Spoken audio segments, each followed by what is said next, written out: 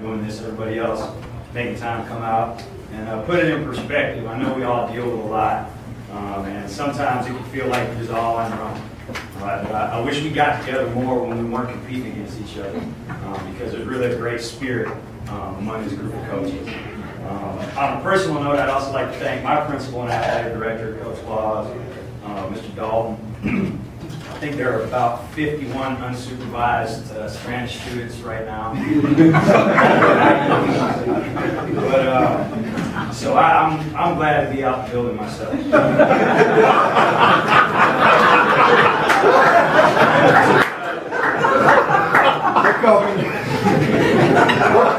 It's all right. I tasted Coach Flowers before I left. But to the rest of these guys, and I just want to echo Coach Foster's sentiment, man. Y'all got to stop lying. Okay, I sat in here last year, I was a new guy, and y'all really had me convinced, you know, that it was going to be a mutual struggle.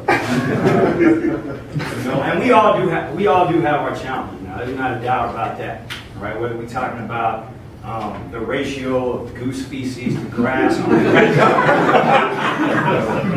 we go through it, okay? But I think what I would ask some of you to just ask yourselves, you know, take a look at some game film, because we're on a couple people's highlight tapes and stuff for sure.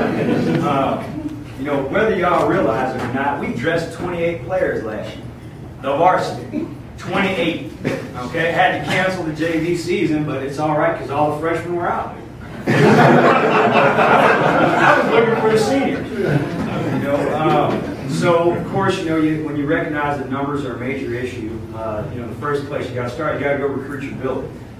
So me and you know, the girls' soccer coach and the head baseball coach, you know, we were around trying to just grab kids.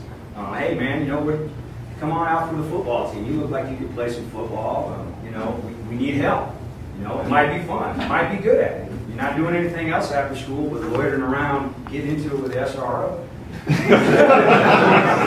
know, so come to find out, you know, we had good numbers in the spring game, and then the summer eligibility report came out, and I realized we have got to lead the county in 19-year-old sophomores, 6'2" forwards, and 5'7" guards. You know, and so I don't know how many of those kids that were, you know, that came out for the spring game going to actually end up making the squad list this fall, but you know, at least we can fill the weight room up now. Spring football was an interesting story too. I got all excited when the GHSA announced their you know, the rules changed, because I was still trying to pay off last year's apparel. And I'm thinking, okay, great, we'll pick up a second scrimmage. You know? But in the meantime, I do think we found, you know, we found some kids that really want to play, and they got their stuff in order, and we were looking forward to, you know, an opportunity to generate some momentum in the program, because we finally were able to play other schools with our same enrollment. I think as last time I checked, we had about 900 names. I don't know if that means maybe we got about 200 boys showing up every day, but we play AAA ball, and we feel like we should have an opportunity to compete. And around the time I was getting that news, I was also getting some phone calls about, oh yeah, by the way, you're still playing Druid Riverdale. But I think as I think about what, you know, when I hear some of you guys, you know, Coach Harrod will be up here next. When I was listening to you, Coach Lyles, I mean, I know you guys deal with some of the same things, but if y'all think I'm lying, all right, wait and see. Look at their sideline, look at our sideline, because it really did feel like 300 last year. You know, and at least, you know, I'm fortunate that sometimes I can lose track of, you know, whether they're my players or Panhandle Parks players or Flat Shoal Parks players or Old National Parks players, because all of them practice on the same field. So now it's looking like there were, you know, we've got crop circles, not just where the spaceship lands. You know, I told Coach Laws, well, you know, I think it's important we let some of these community guys, you know, we let some of these guys that coach in the community come around, because maybe they'll make sure that their players, you know, end up at North Clayton Middle and end up at North Clayton High. You know, at some distant point in the future, maybe somebody will be standing up here and he'll have to lie about the issues he's dealing with too.